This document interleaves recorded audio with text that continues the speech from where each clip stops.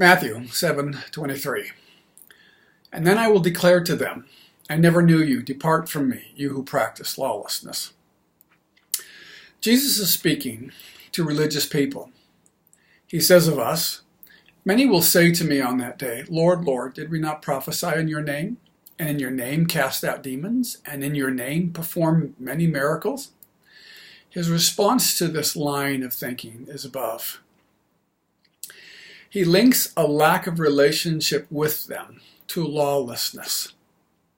Another way of saying it is that the greatest violation of the law is not breaking it, but the loss of that relationship to which it was meant to bring us.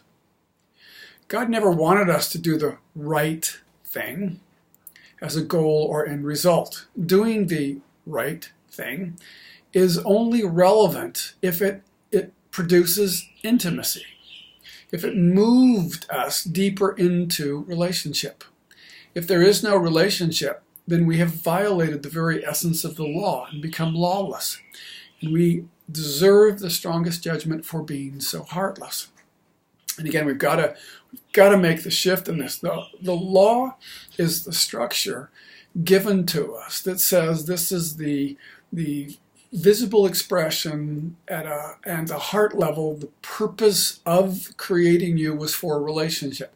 In order for this relationship to function in a healthy, whole, joyous, celebratory way, this structure has to take place, and that structure has to do with what we would call the law. But the structure is it's like an operating manual for how it, if you put salt water in an automobile, you're going to destroy the automobile, the engine.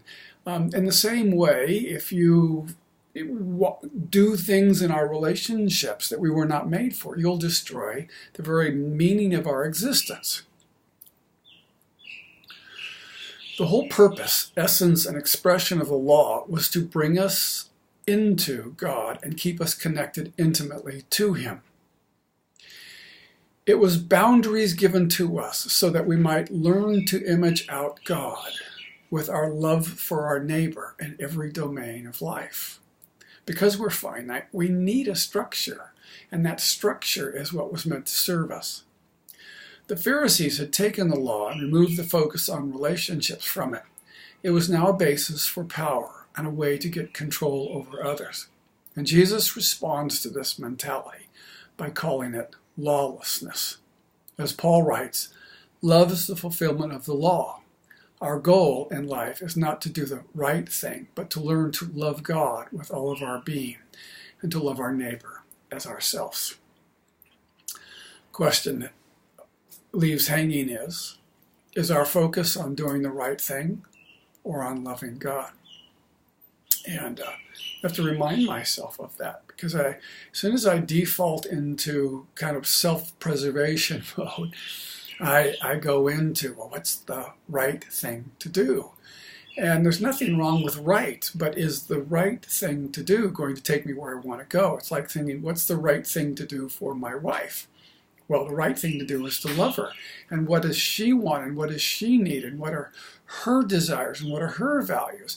Those are the things that gives understanding to the laws that we're functioning from.